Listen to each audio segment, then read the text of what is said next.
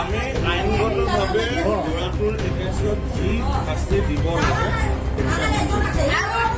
কিমান ছেকশ্যন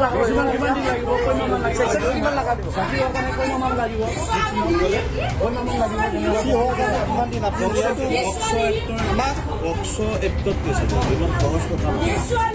এইটো জামিনো নাই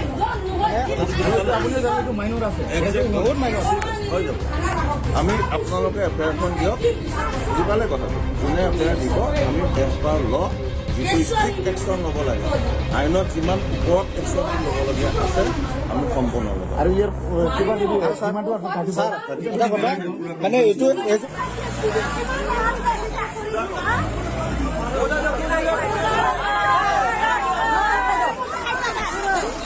ইমান ডাঙৰ কেছ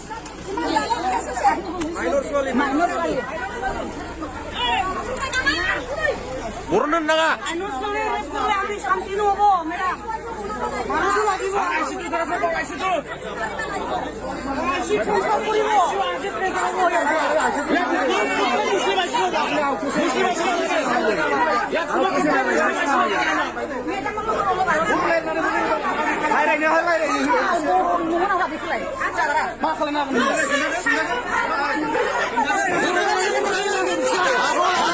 কি ঘটনা হৈছে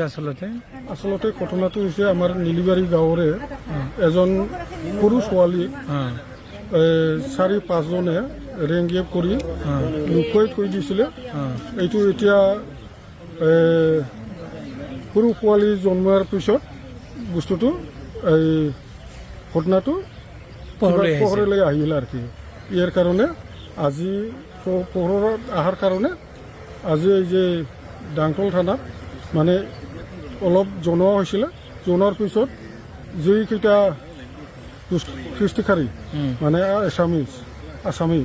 সিহঁতক ধৰি আনি ইয়াত লকাপত ভৰাই থোৱা হৈছিলে এতিয়া বৰ্তমান কাজলগাঁৱত মেডিকেলত লৈ গৈছে ছোৱালীজনকো লৈ গৈছে ছোৱালীৰ যি সৰু পোৱালি জন্ম হৈছে এইটোকো লৈ গৈছে এতিয়া মেডিকেলত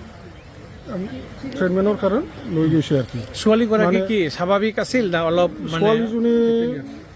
14-15 বছৰৰ ইয়াৰ অলপ মেণ্টেল প্ৰব্লেম আছিল নেকি না স্বাভাৱিক আছিল স্বাভাৱিক মেণ্টেল প্ৰব্লেম নাছিল মানে বৰ্তমান এই